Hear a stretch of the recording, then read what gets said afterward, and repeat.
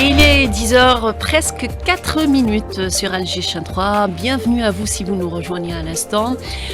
Nous sommes avec vous jusqu'à 11h en direct dans votre émission Votre Espace, ça vous concerne, avec la même équipe aux commandes, Hakim Belmoussa à la réalisation et au micro Nahla Bekralas. On est le mardi 14 janvier 2025, il fait froid ce matin, il pleut, il neige dans plusieurs wilayas du pays.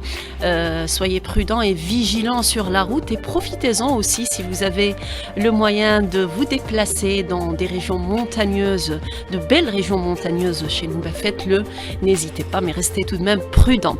Ça vous concerne, s'intéresse ce matin à la production de dattes, un produit, comme vous le savez, très prisé chez nous et très demandé sur le marché international, très prisé chez nous, notamment à l'approche du mois sacré. On est pratiquement à un mois, particulièrement, comme vous le savez, la variété de Deglet Nour, dont la marque est désormais déposée et protégée par un label. Qu'en est-il des autres variétés? Comment garder aujourd'hui sa place sur le marché international face à une concurrence de plus en plus rude? Que nous rapporte cette filière aujourd'hui? Que pourrait-elle nous apporter à l'avenir si des investissements sont consentis dès maintenant et qu'une aide est apportée notamment aux producteurs de cette filière afin que la date soit à la portée de toutes les bourses? Ça vous concerne, s'intéresse ce matin, vous l'avez compris, à la date algérienne, sa production et sa consommation, avec nos invités, Monsieur Kherdine El Mouez, vice-président du Conseil national interprofessionnel de la filière date, et Monsieur Hassan Mnowar, président de l'association Al-Amen de protection des consommateurs. Voilà, vous connaissez le thème de ce matin, ça vous concerne, s'intéresse à la date, sa production, sa consommation. Restez branchés, on revient dans quelques minutes. Il est 10h, presque 9 minutes sur Alger Chain 3. Bienvenue à vous si vous nous rejoignez à l'instant. Nous sommes en direct dans votre émission Ça vous concerne et nous parlons ce matin de la production de dattes, de sa consommation en compagnie de nos invités. Monsieur Hassan Mawar, président de l'association Amen de protection des consommateurs. Bonjour monsieur, merci d'être parmi nous. Bonjour madame Nahla, bonjour à tous les auditeurs de la radio Chain 3, là où ils sont. Et monsieur le vice-président du Conseil national interprofessionnel de la filière date, monsieur le Mouez Kherdine, bonjour, merci d'être parmi nous, d'avoir fait surtout le déplacement à partir de Ouargla. Oui, merci madame Nahla et bonjour à nos auditeurs et Inch'Allah, on va essayer de débattre. Super, très bien, c'est l'objectif en tout cas. Alors on approche, comme je le disais tout à l'heure, du mois de Ramadan et pendant ce mois on consomme de la date algérienne bien de chez nous. C'est un produit très prisé chez nous, c'est aussi un produit qui trouve très bien sa place sur le marché international. Alors la première question, comment se porte aujourd'hui la filière date? Est-ce qu'elle se porte bien et de combien est notre production aujourd'hui? Est-ce qu'elle est en augmentation, monsieur Kherdine? Oui, la filière date se porte bien, tant bien que mal, j'allais dire. Il y a des hauts et des bas, donc oui. Il y a toujours quelque chose à faire. Maintenant, si on va parler de production, cette année, c'est une production pratiquement moyenne, assez timide par rapport au taux d'infestation. Dans la filière, on a un grand problème, c'est l'infestation des dattes. Donc, le ministère traite une partie du patrimoine, mais il ne peut pas traiter 20 millions de palmiers d'un coup, surtout. Donc, il y a des choses à faire là-dedans. Maintenant, par rapport à la qualité, chaque année, ça donne. Il y a des années où tu as une très bonne production. Cette année, on va dire qu'elle est moyenne. Voilà, on va dire qu'elle est moyenne. Chez nous, on a beaucoup de variétés. On connaît principalement de Gletno, mais j'imagine qu'il y a d'autres variétés. Oui, les scientifiques, en tous les cas, ont énuméré près de 1100 et quelques 90 variétés. Maintenant, tu as des doubles appellations. L'Algérie est un grand pays, donc à Gardaya, on l'appelle Takarmost, à Biskra, on l'appelle Tante Bosch, mais en réalité, c'est presque la même variété. Mais on compte plus d'un millier de variétés de dattes. Très bien. Alors, quand vous dites production moyenne, comparativement à l'année dernière, elle est plus importante, moins? Est-ce qu'on pourrait en termes de chiffres, donner quelques indications? On ne peut pas comparer, mais on peut dire que cette année, elle est moyenne. Ça, on le ressent par rapport à l'offre sur le marché. Quand les prix sont en haut, ça veut dire qu'il y a un manque de dates, ça veut dire que ou de bonnes dates. Des fois, tu as une grande production, mais comme cette année, il y a un taux d'infestation assez élevé qui avoisine jusqu'à 30% de la production. Donc, au moment du tri, on peut enlever 30% qu'on met pas en vente, qu'on met à la transformation, qui sont destinés à la transformation. Donc cette année, il y a quand même un manque par rapport aux usines de conditionnement. Ils ne trouvent pas vraiment de la très très bonne date. Très bien. Donc cette année, on aura peut-être à payer une date de qualité moyenne, mais au prix fort. Je dirais que c'est rien à voir avec le marché national. Le marché national, il est alimenté par la date naturelle, en grande partie de Tolga, donc la date en régime. Là, ça va être une année comme toutes les autres. La preuve, il n'y a pas eu des pics dans les prix. On trouve de la date à 400 dinars, à 500 dinars, vraiment au maximum. Comparé à d'autres années où ça coûtait un peu plus cher aux consommateurs. Et c'est dû à cette amélioration des prix? Oui, non, du côté de Tolga, il y a une production pas mal. Donc le marché national, on le voit, il y a assez de dates sur le marché et les prix ne sont pas très très élevés.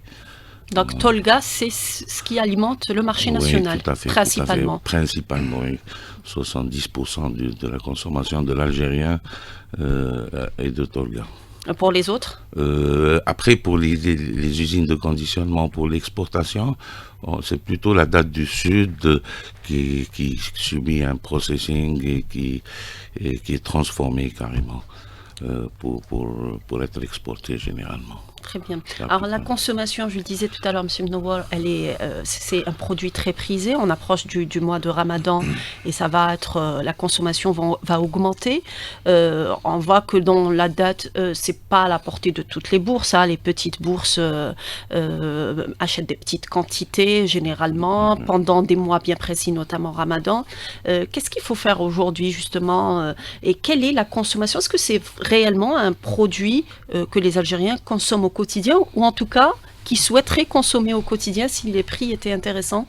Très bien, merci beaucoup pour cette question, parce que nous, en tant qu'association Aman pour la protection des consommateurs, on appelle les Algériens, là où ils sont, à revenir à une consommation raisonnable, responsable, et aussi à transiter ou à reprendre les modes de consommation ancestraux. Donc des modes de consommation, on avait en même temps un apport pour la santé, mais aussi pour l'économie nationale. Donc, vous savez, à chaque fois quand je passe comme ça sur les médias, je dis que on doit consommer les fruits et les légumes de saison. Mais pour la date, c'est un fruit, c'est un produit qu'on doit consommer à l'année. Pourquoi? Parce que d'abord, il y a beaucoup d'apports nutritifs. C'est très important. Et Dieu, subhanahu wa ta'ala, il nous a donné cette ressource, ce potentiel en Algérie. Et on doit faire profiter tous les Algériens. D'ailleurs, donc j'aimerais encore insister sur le fait que nous, en tant qu'association, on a fait des propositions pour qu'il y ait au moins 3 dates à distribuer pour chaque élève algérien dans toutes les écoles, enfin dans toutes les cantines scolaires. D'abord, c'est pour réduire la consommation de tout ce qui est artificiel, donc chez nos enfants, mais aussi promouvoir l'économie de la date dans toutes les régions d'Algérie. Très important. Donc imaginons un enfant qui va grandir donc à partir de 6 ans avec un minimum de 3 dates par jour. Et maintenant pour les adultes, c'est ce que nous recommandons, c'est ce que les experts en santé publique recommandent, c'est qu'il y ait au moins consommation d'une date, ou bien 3 dates, ou bien 5 dates, chaque jour, chaque matin, surtout. Donc c'est très important. Avec ça, donc, d'abord, on va avoir la bonne santé, mais aussi on va renforcer donc on va aider, donc on va encourager l'investissement, tout investissement dans ce domaine. Par ailleurs, la date aussi devrait être un produit exportable pour diversifier les exportations, donc pour ne pas rester sur le pétrole et le gaz, mais les exporter d'une manière différente, donc parce qu'on voit que c'est vraiment timide. Donc soit c'est les productions qui sont insuffisantes, soit c'est le nombre de professionnels qui n'est pas assez, soit c'est les procédures qui sont délicates. Mais de toute manière, si je suis là aujourd'hui, c'est pour dire que la consommation de la date, le domaine de la date en Algérie devrait prendre une ampleur beaucoup plus importante, que ce soit sur nos tables, que ce soit dans les étalages, que ce soit aussi dans nos bateaux, c'est-à-dire qu'on produit à exporter. Je tiens aussi à dire que on a tendance à croire que la date elle est seulement dans la région du sud-est, mais nous avons beaucoup d'autres variétés, donc voilà, on vient de le savoir, monsieur le vice-président, il vient de le confirmer que nous avons plus de 1000 variétés. Donc on a des variétés un peu partout en Algérie, mais malheureusement on ne les connaît pas, et puis puisqu'on ne les connaît pas, donc on ne les demande pas, et quand on ne les demande pas, les producteurs ne font que ce qu'ils ont, donc ils sont en train ils n'investissent pas davantage. Ils n'investissent pas. Moi, parce que leurs produits risquent de leur rester... Absolument, absolument. Donc il y a aussi le marketing. Donc là, c'est pour parler du marketing par rapport à la date qui est très important. Donc c'est un produit qui nous est cher, c'est un produit qui... Il y a certaines variétés qui n'existent qu'en Algérie. Elles peuvent être classées, si elles ne sont pas déjà classées, comme meilleures au monde. Donc on doit faire plus de marketing, le label Algérie, donc pour la date algérienne, et donner plus de chances donc aux consommateurs de consommer les dates de Mougrar, de Karzaz, de Beni Abbas, de Oued el-Khdr, entre Ain Sefra et Mougrar. Donc c'est des dates qui sont très différentes de Galt Nord, mais qui ont d'autres apports. Dernièrement, j'ai découvert les dates de Gourara, donc elles sont magnifiques. Donc il y a des dates qui ont été recommandées même par des médecins pour des diabétiques, donc parce que elles ont très peu de sucre, et ça pourrait réellement être un grand marché. Maintenant pour Ramadan, vous savez, pour nous à l'association Aman, Ramadan est un mois révélateur des modes de consommation. C'est pendant Ramadan qu'on va encore mesurer ou tester les changements, la culture de consommation. Mais nous voudrions aussi que Ramadan fasse appel à tout le monde, donc tous les intervenants, consommateurs, commerçants, opérateurs, pouvoir public, pour essayer de prendre ce qu'il y a de bien à faire Ramadan. Si pendant Ramadan on consomme tous une ou deux ou trois dates la Maghreb, donc à la rupture du jeûne, donc pourquoi ne pas garder ça pour prendre des dates tous les matins. Voilà, je répète encore, c'est bien pour la santé. Qu'il va falloir garder peut-être toute l'année. Tous les jours. Comme vous le dites, les enfants, c'est très important de leur inculquer ce nouveau mode de consommation qui serait très très intéressant, notamment pour l'économie nationale. Je reviens à vous, Monsieur Khaireddine, vous avez parlé tout à l'heure de 1000 variétés, quand même impressionnant mais bon, on est un pays continent, hein, le désert algérien constitue une bonne partie du territoire national. Sur ces 1000 variétés, on connaît principalement, en tout cas à l'étranger, on connaît l'Algérie à travers Deglet Nord. Qu'en est-il des autres variétés? Elles ne sont pas protégées, labellisées? Est-ce qu'elles sont, ces variétés, victimes de détournement La production nationale se scinde pratiquement en deux. Il y a ce qu'on appelle Deglet Nord, qui est une variété tout simplement parmi les 1000, ou plus que 1000 variétés. Elle représente près de 65% de la production nationale. On va parler des autres variétés qu'on nomme communément les dates communes. Pourquoi dates communes? Parce que il y a plusieurs variétés et la Deglet Nord elle prime sur eux, en matière de valeur nutritive, en matière de look, tout ce que vous voulez, c'est la plus belle, et c'est un label qu'elle a depuis des centaines d'années. Tout le monde connaît, c'est pas nous qui disons que c'est la meilleure date au monde, c'est l'OMC, c'est la FAO, elle est classée comme ça parce que elle est composée de sucre sain. Donc pour les diabétiques, on va dire bien sûr tout excès n'est pas bon, mais Oui. bon, pour les Dans une diabétiques, quantité raisonnable. s'ils mangent de glutenose, c'est pas ce qui va leur faire monter, c'est pas ce qui va faire Grimper la grimper glycémie. la Oui. glycémie. Après, pour les autres variétés, il faut savoir que si on divise, allez, cette année, on a 1,2 million quintaux à peu près de production.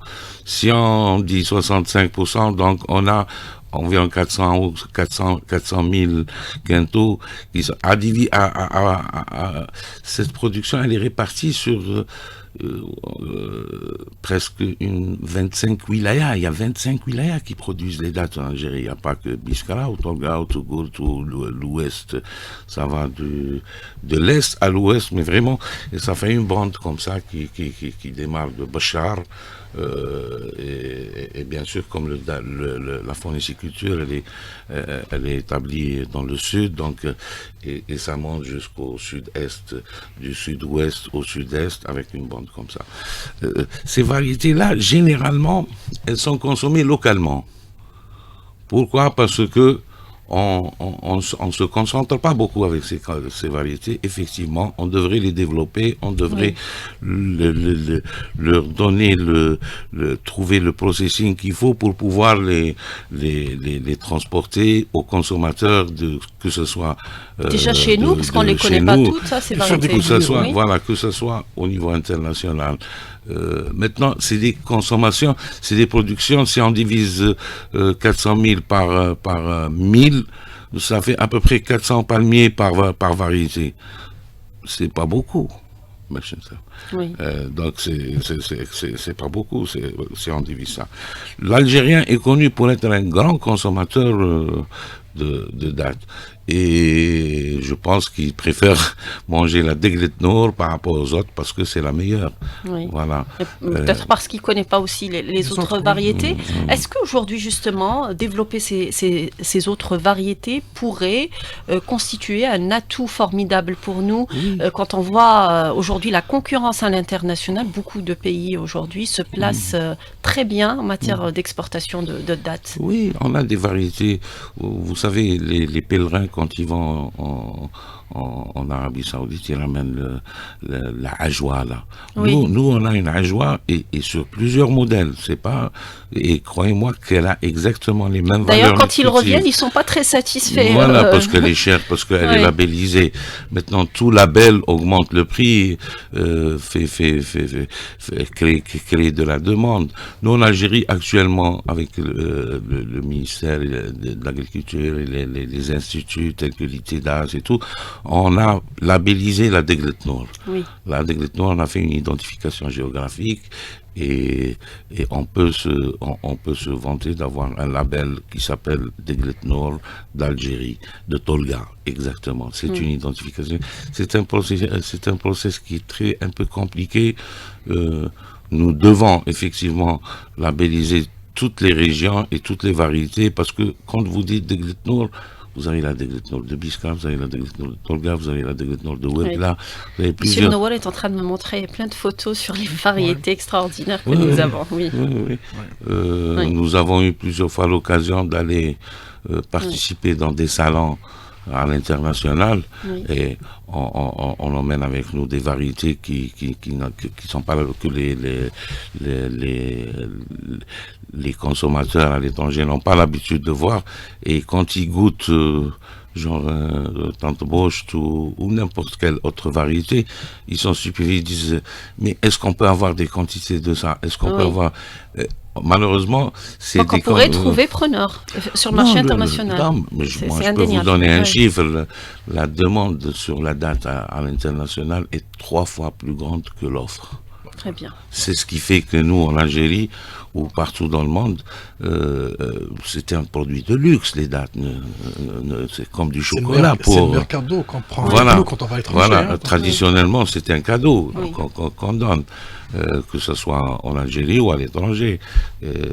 Maintenant, moi, j'insiste et j'ai toujours mis ça dans mes rapports, c'est que nous devons investir dans la production phonicicole. C'est une richesse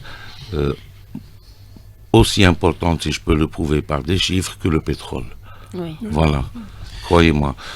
Après, c'est un moyen, c'est une vraie sécurité alimentaire, de par les valeurs nutritives, ou alors de par le fait qu'on la produit localement. Oui. On la produit localement.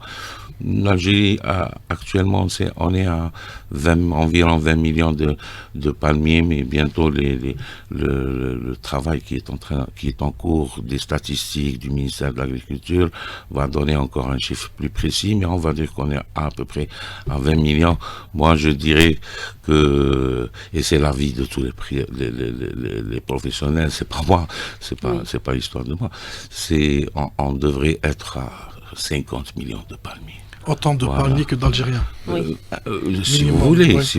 C'est la même chose pour les oliviers. Au minimum, un palmier par Algérien. Oui, c'est des objectifs qu'on devait atteindre. Donc, un palmier pour chaque Algérien et un olivier pour chaque Algérien, pour qu'on puisse, au moins, justement, on parle de sécurité alimentaire. C'est des produits qui et ça revient très souvent en ce moment, la sécurité alimentaire, notamment avec ce qu'on voit on doit y penser, comme situation géostratégique aujourd'hui. Oui, c'est la stratégie. Un palmier ou un olivier, en tous les cas, pour le palmier, je peux confirmer, il peut produire jusqu'à 130 ans.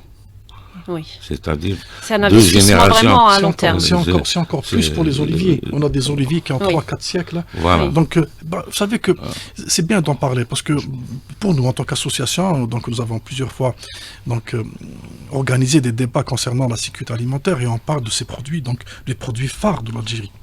Mis à part le pétrole qu'on vend pour acheter des produits alimentaires ou des produits pharmaceutiques.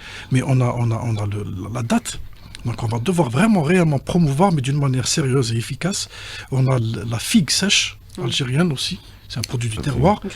Et qui est très bon donc que ce soit pour la nutrition, que ce soit aussi économiquement, et on a donc l'huile d'olive et l'olive en général.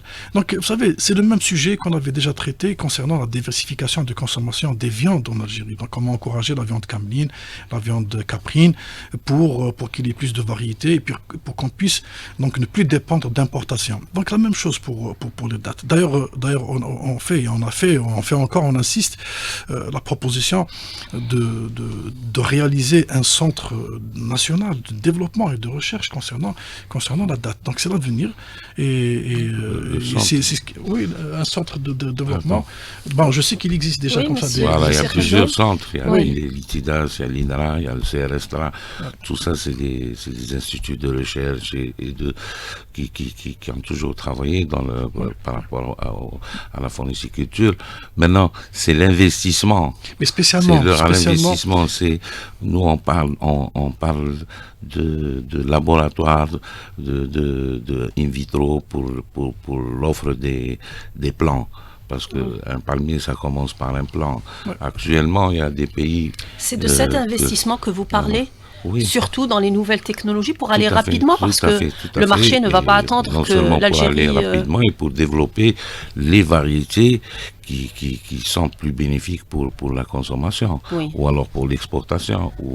Qui sont moins coûteuses à la production. Il y a des variétés qui coûtent une dizaine de dollars, $10 que nous avons ici, qui ont un nom algérien et malheureusement vous allez trouver de ça 500 palmiers ou 1000 palmiers, donc ça se consomme au niveau du village. Donc je pourrais avoir raison quand je dis qu'il va falloir qu'on ouvre un centre spécialement pour les études, pour le développement de la date, comme on est en train de le faire pour la gagner, comme on va devoir. C'est-à-dire on doit maintenant se spécialiser, parce que faire ça d'une manière générale avec l'INRA ou avec l'ITEV, oui c'est bien, mais on doit arriver maintenant, parce que auparavant c'était pour consommer, pour manger, mais maintenant pour que ça devienne une source de revenus. Une source de revenus pour l'Algérie. C'est-à-dire, à l'avenir, on ne doit plus compter sur le pétrole et le gaz, mais sur ces ressources phytogénétiques sahariennes.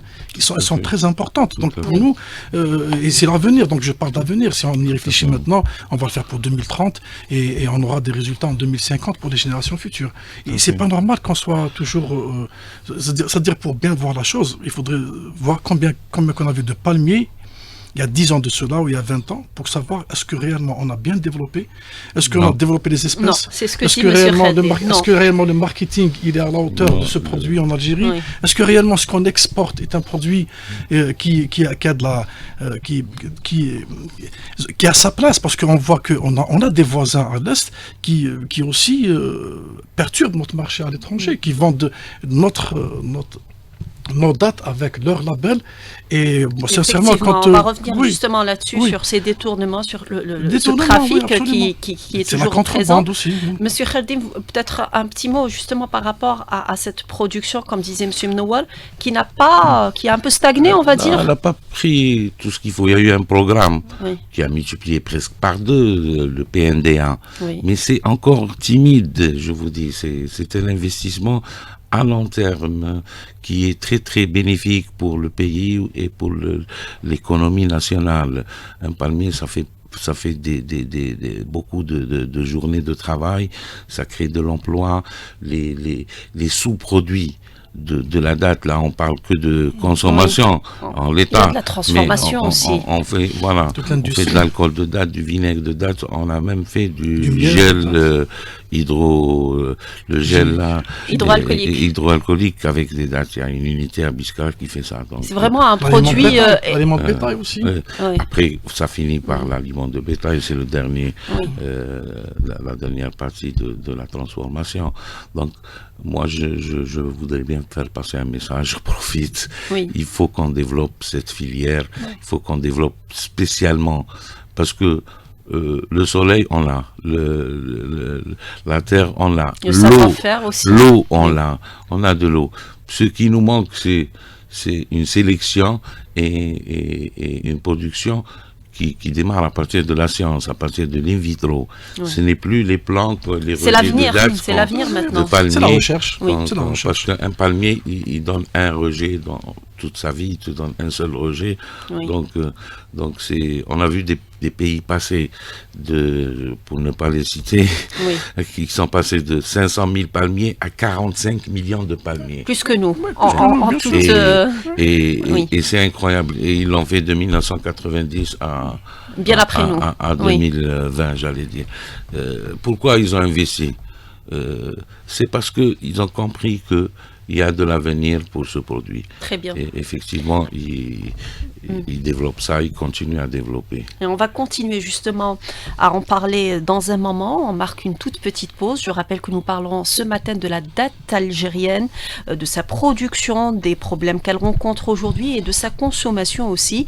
On accompagne nos invités, Monsieur El Mouaïs Khaireddine, vice-président du Conseil national interprofessionnel de la filière date, et Monsieur Hassan Nawar, président de l'association L'Amen de protection des consommateurs. Restez avec nous, on revient dans quelques minutes. Bienvenue à vous sur Alger Chain 3, il est 10h37 et c'est votre émission Ça vous concerne qui se poursuit, qui parle ce matin de la production de dattes, consommation aussi de dattes à l'approche du mois sacré où nous devenons de véritables accros à ce produit de large consommation qui devient un produit de large consommation du fait de notre consommation. Alors nous avons parlé de cette date qui est produite et qui est destinée donc à la consommation nationale. La date aussi aujourd'hui s'exporte et c'est là, et le marché, vous avez dit, Monsieur Khaireddine, l'offre est beaucoup plus inférieure aujourd'hui que la demande, 3 fois. Oui, tout à fait. Que pourrait nous apporter aujourd'hui, on parle d'une sortie de notre dépendance aux hydrocarbures et l'agriculture et les produits du terroir sont ciblés pour améliorer justement et pour sortir de cette dépendance. Qu'est-ce que pourrait nous apporter aujourd'hui si on devait comparer un baril de pétrole et des dates qu'on exporte? Voilà. Est-ce que ça nous rapporte tout autant? Un baril de pétrole, c'est à peu près 130 litres, je crois, et ça coûte $70.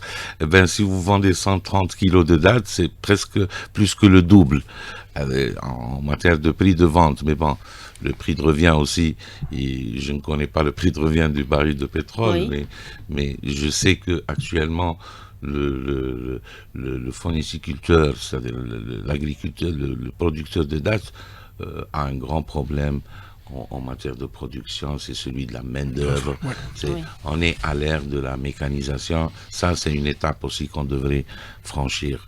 Mais encore c'est une culture traditionnelle. On monte à l'ancienne, on grimpe à la corde. Voilà. Et ça ne parle plus aux jeunes. On veut créer des coopératives ou des sociétés, ou appelez-les comme vous voulez, de gens spécialisés. C'est un métier. Oui. C'est un métier, mais qui n'est pas reconnu, qui n'a pas d'assurance, qui n'est pas j'allais dire appuyé par la formation professionnelle ou tout ça c'est une dynamique qu'on devrait atteindre. Oui. Malheureusement, je dis il faut toujours une certaine volonté politique pour démarrer un projet de grande envergure comme ça. Croyez-moi que c'est un projet de très grande envergure, la phoniciculture. Si on s'y met, il y a l'emploi, on peut créer beaucoup d'emplois, on peut créer beaucoup de nouvelles choses dans la production agricole, dans la production phonicicole, parce que on connaît ces variétés-là. Il suffit de sélectionner celles qui sont bien demandées dans le marché. Et l'in vitro, ça demande 2, 3, 4 ans pour développer une variété. Mais une fois développée, c'est bon. Vous avez c'est le décollage. C'est le jackpot oui. pour moi, en tous les cas. J'estime que c'est quelque chose de très important de développer certaines variétés. Est-ce qu'on a commencé au moins timidement à le faire? Récemment, il y a eu l'inauguration de l'Institut à l'université de Biskra, mais c'est un institut qui n'est pas spécialisé dans les dates. Oui. Pour l'in vitro, il y a des laboratoires qui sont fin prêts. Au niveau international, que d'autres pays ont utilisé. Et il suffit d'en acheter un et un transfert de technologie. Même le savoir, le savoir. Oui. On n'a même pas besoin de leur savoir. On a besoin. Nous, on sait le faire. L'INA ou l'INA ou tout ça, les études sont déjà faites. Maintenant, il faut des moyens. Peut-être avant, il n'y avait pas ces moyens, mais maintenant, il faut qu'il y ait de l'attention, M. Kherdin. Voilà. Vous savez, c'est pour ça que j'ai parlé d'un centre national de développement, parce que vous savez que si on donnerait un peu d'intérêt aux dattiers, comme on est en train de le faire pour les autres agricultures stratégiques dans le Sahara, ou même moins que la production du lait à Adrar.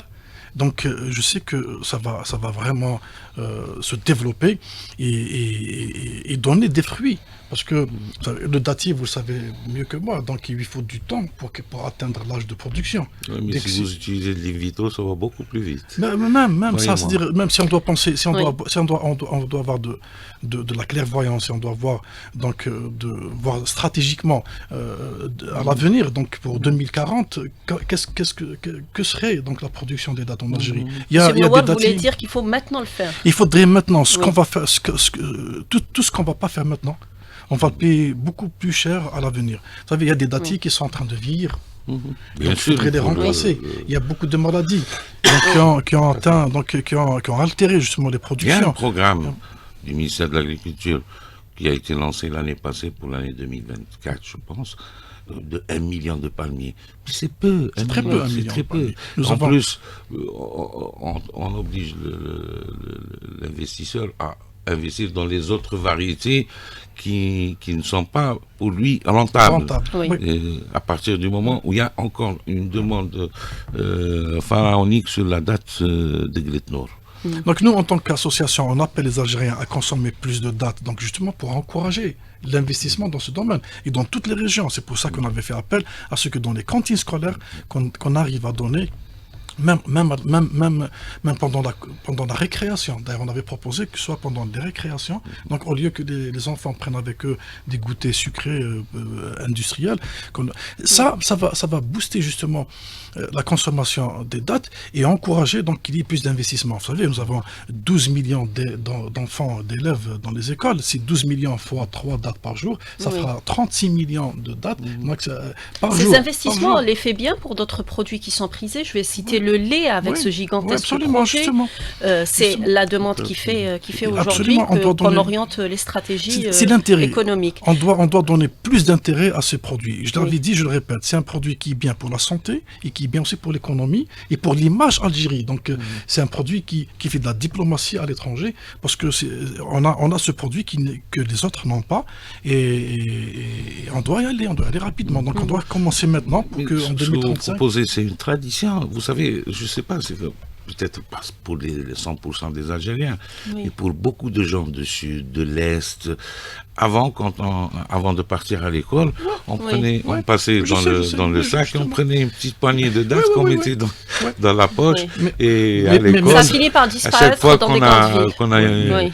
une petite faim comme ça, on prend une date. Ouais, mais maintenant, Qui fait un maintenant, équilibre, les dates sont remplacées par des boîtes de jus, par Oui, des tout à croissants, fait. malheureusement. Malheureusement. Et on voudrait que ça se généralise. Malheureusement. Ça ne s'arrête pas dans les wilayas du Sud, il faudrait que ça se généralise. Et dans chaque région, on consomme les dates de la région. Donc, Très bien. Alors on parlait justement des nouvelles technologies qui pourraient beaucoup apporter, en tout cas en matière de production. On pourrait augmenter, et certains pays l'ont fait, et le résultat est là, vous l'avez cité tout à l'heure. Il y a aussi ces problèmes d'infestation qui sont très récurrents dans la production de dattes. Ça pourrait, donc les nouvelles technologies, est-ce qu'il ne faudrait pas penser, Il y a des solutions. penser aujourd'hui comme disait, à un institut qui est spécialisé justement pour la date seulement, pour développer cette filière? Il y a des solutions. Les solutions, elles existent, je vous dis. Le traitement aérien, ça peut faciliter beaucoup l'observation, la surveillance. l'investigation. Même qu'il y a des traitements de sol qui existent, que nous on ne connaît pas, qu'on n'utilise pas, qui font que le palmier donne un fruit 0% d'infestation. Là, on traite le sol, on ne traite même pas, parce que ça vient du sol, l'infestation, le papillon qui dépose son œuf sur le bout de la capsule au mois de mars et qui devient un ver au mois de septembre-octobre, on peut le traiter à l'avance. Donc voilà. Donc il faudrait qu'il y ait de la recherche. Mais en attendant, on a beaucoup d'universitaires, il y a beaucoup de thèses qui devraient se faire sur ça, mais c'est des thèses opérationnelles. Croyez-moi qu'elles existent. Elles existent, mais il faudrait qu'elles soient opérationnelles. Vous savez que notre problème, on fait beaucoup d'études, mais elles restent dans les tiroirs. Et les producteurs comme vous, les associations, les organisations n'en profitent pas. D'ailleurs, je me demande parfois pourquoi, dans les thèses comme ça, on voit, c'est les professeurs, c'est les encadreurs, mais on voit rarement des représentants d'organisations qui sont là aussi pour voir ce qui se fait et pour aussi encadrer les études dans ce domaine. C'est-à-dire, c'est des gens qui ont beaucoup plus d'expérience que justement ces encadreurs à l'université. Et les deux en même temps pourraient donner des solutions et des solutions opérationnelles. Donc on va devoir cesser un peu de faire beaucoup de philosophie autour de ce sujet, mais aller vers des stratégies, mais qu'on commence maintenant. Donc c'est opérationnel, à concrétiser. Alors, la volonté politique aujourd'hui, elle ne se caractérise pas qu'au sommet de l'État. Aujourd'hui, dans certains pays, on pense localement avant de penser globalement. Il y a le code communal et de wilaya qui est en cours de préparation.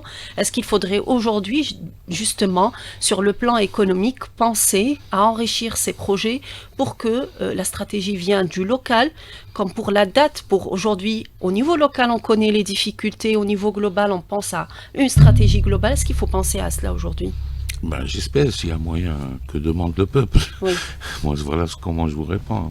C'est-à-dire que s'il y a un moyen pour que les décisions soient prises localement... Décentralisées, en tout cas, c'est l'objectif aujourd'hui. C'est sûr que les gens de la région, c'est ce qu'ils ont comme métier de naissance. Oui. Voilà. Dans la région, la plupart des gens ont un héritage, ou alors soit ils ont investi, soit même pour embellir sa maison, il plante un palmier. J'ai envie de parler aussi de l'effet. On a récemment conclu, les scientifiques ont conclu que le palmier dattier, c'est une des rares espèces qui peut combattre le changement climatique. Ouais. Et ça, on voit bien ce que fait le changement climatique à travers le globe.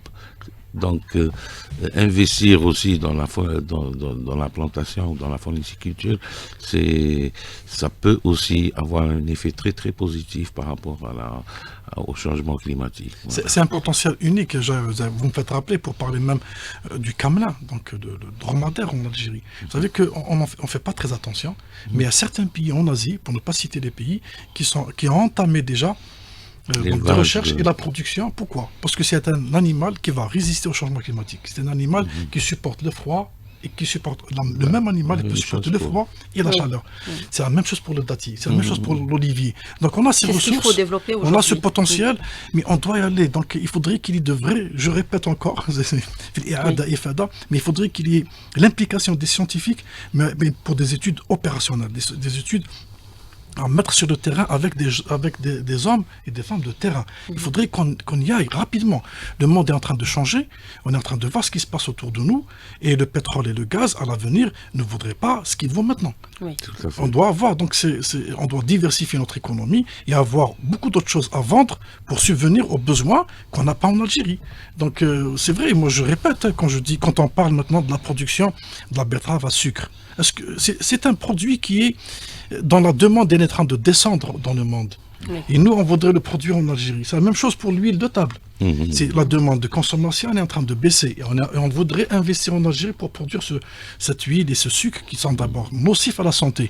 Mais on doit, au contraire, se tourner vers ces produits qui apportent de la santé, qui sont nutritifs. Parce qu'à l'avenir, comme ça se passait il y a 100 ans, il y a des gens qui vivaient de ça. Juste de ça. C'est-à-dire, il n'y a pas autre chose. Hein. Donc, dans certaines oasis, il n'y avait que ça. Regardons le troc qui se fait entre les pays, entre les zones du Sud et les pays africains qui sont voisins. La date, c'est le premier produit avec lequel on fait du troc. Donc, c'est un produit auquel on devrait réellement donner plus d'attention et aller très rapidement vers des solutions scientifiques, techniques, pour augmenter d'abord la production, améliorer la qualité, surtout la qualité pour la conservation. Oui. Donc il y a beaucoup de choses à faire dans ce sens. Justement, l'investissement, comment vous le voyez, Monsieur Khaireddine? Est-ce que c'est un accompagnement des banques avec des producteurs individuellement? Est-ce que c'est un programme national? Comment ça pourrait se faire? Non, mais il y a déjà eu des programmes d'investissement, je vous dis le PNDA, entre 2000 et quelques, ça a duré une dizaine d'années, on a doublé le patrimoine national. Oui. Voilà, donc... on a une banque aujourd'hui du logement, il faudrait une banque pour la date? Je ne sais pas s'il faudrait une banque pour la date, mais moi j'irais plutôt vers les coopératives. Il y a des coopératives spécialisées dans le domaine agricole. Donc c'est des coopératives qu'il faut financer. Et bon, les banques, elles peuvent financer et récupérer de leur argent. Ça, c'est sûr, à long terme. En tout cas, c'est un investissement sûr. Je vous garantis. Sûr et garanti. Très bien. Alors, comme on approche du mois de Ramadan, il y a eu un conseil des ministres pas plus tard qu'hier où le président de la République a beaucoup insisté sur la nécessité de combattre la spéculation. La date est aussi sujette à la spéculation. Comment aujourd'hui combattre ce fléau aujourd'hui qui mine un peu le marché national? Non, je ne pense pas. Il est minime? Après, effectivement, le marché de la consommation de dates en Algérie n'est pas réglementé. Oui. Moi, j'ai mal au cœur quand je vois des dates comme ça à l'état déposées comme ça dans une caisse, les mouches qui parlent, les parasites autour, la manière, on ne valorise pas, il n'y a pas une stratégie de vente. Pourquoi on vend pas, on réglemente pas, le ministère du Commerce peut mettre des règles pour dire des normes, un cahier des charges. On ne vend pas des dates n'importe comment. C'est un produit noble, c'est un produit noble qui mériterait à ce qu'il y ait donc un étiquetage, la traçabilité, savoir d'où on a acheté, la date donc soit de production ou la date où ça a été mis sur le marché. Mais pour cela, Madame Nahla, je dirais que c'est toute la régulation du marché en Algérie qu'il va falloir sérieusement mettre en place. Donc vous savez que quand la Ramadan approche, on voit justement nos lacunes. il y a le Ramadan 2025 qui arrive, mais est-ce que réellement, depuis l'année passée à ce jour, on a réalisé ces infrastructures de régulation? Est-ce que réellement on a des marchés de proximité qui ont ouvert depuis? Est-ce que réellement on a numérisé tous les systèmes de distribution des produits alimentaires, notamment les produits qui sont très prisés pendant ce mois? Malheureusement, je le dis parce que pour nous, on est en train d'appeler à ce que le Ramadan soit un non-événement de consommation. Donc, mais j'ai dit tout à l'heure au début que le Ramadan, il nous permet donc de mesurer, de tester où est-ce qu'on est arrivé avec toutes avec les recommandations. Revoir certaines de nos habitudes alimentaires. Même avec les instructions du président de la République qui appelle à chaque fois ce que ce soit régulé, soit surveillé, qu'il n'y ait plus de spéculation. Mais tout ça, donc toute cette bataille, tout ce militantisme, tout ce combat contre la contrebande d'ailleurs aussi, et la spéculation, c'est aussi ces infrastructures qu'on doit réaliser, c'est la numérisation, c'est la facture, c'est l'élimination des intermédiaires opportunistes qui viennent juste pour prendre un bénéfice sur le dos du producteur. Ça commence à venir avec la numérisation et avec l'obligation de payer par carte, par chèque. Et de passer par la banque. Monsieur Khedé, vous voulez rajouter quelque chose? Mais juste avant, quand on parle d'un programme d'1 million de palmiers, il faudrait combien aujourd'hui? Pour moi, c'est très timide. Voilà. Il faudrait combien? Moi, je dirais minimum 5 millions par an.